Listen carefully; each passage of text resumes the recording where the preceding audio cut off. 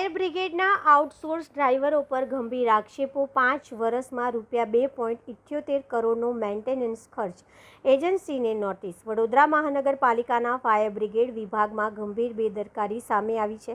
આઉટસોર્સિંગથી નિયુક્ત ડ્રાઈવરોની rough driving અને બેદરકારીના કારણે છેલ્લા 5 વર્ષમાં ફાયર વાહનોના મેન્ટેનન્સ અને રિપેરિંગ પાછળ અંદાજિત ₹2.78 કરોડનો ખર્ચ થયો હોવાનો આક્ષેપ છે.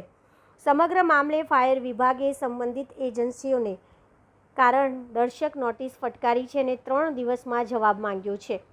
વડોદરા મહાનગરપાલિકાના ફાયર અને ઇમરજન્સી સર્વિસ વિભાગમાં વાહનો ચલાવતા આઉટસોર્સિંગના ડ્રાઈવરો સામે ગંભીર ફરિયાદો સામે આવી છે.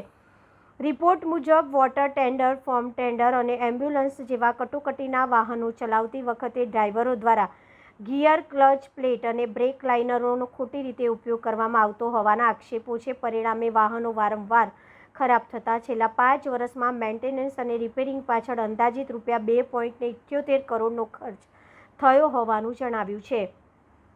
ફાયર વિભાગના હંગામી ચીફ ફાયર ઓફિસરે એજન્સીને પાઠવેલી નોટિસમાં ઉલ્લેખ કર્યો છે કે આવી બેદરકારીના કારણે આગ કે અકસ્માત જેવી ઇમરજન્સી પરિસ્થિતિમાં પણ વાહનો બંધ પડી જતા બચાવ કામગીરીમાં અવરોધ ઊભો થવાનો ખતરો રહેલો છે.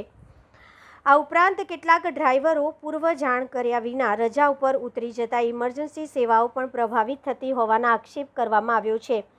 ફાયર વિભાગે એજન્સીને 3 દિવસમાં પુરાવા સાથે સ્પષ્ટીકરણ આપવા સૂચના આપી છે. જો સંતોષકારક જવાબ નહીં મળે તો કરાર ભંગ ગણાવી એજન્સીનું ટેન્ડર રદ કરવાની કાર્યવાહી કરવામાં આવશે.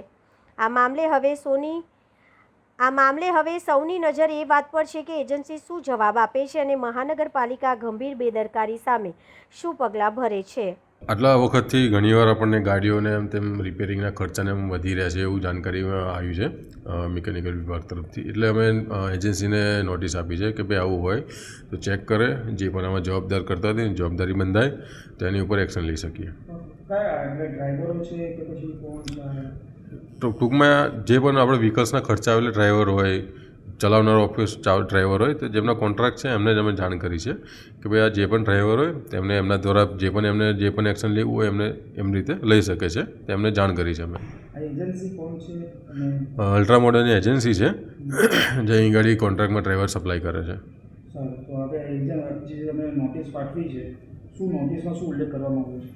નોટિસમાં જે ઉલ્લેખ કરવામાં આવે છે કે ભાઈ જે પણ ડ્રાઈવરો જે છે એમના દ્વારા એમની જવાબદારી નક્કી કરે અને આવા કોઈ પણ એમ્પ્લોય હોય તો એમની ઉપર એમને પ્રોપર ટ્રેનિંગ આલે, ગાડી વ્હીકલ કેવી રીતના ચલાવે છે કે નહીં, એમનું જો લાઇસન્સ એપ્રુવલ છે કે નહીં એ તમામની એમને જાણકારી આલે.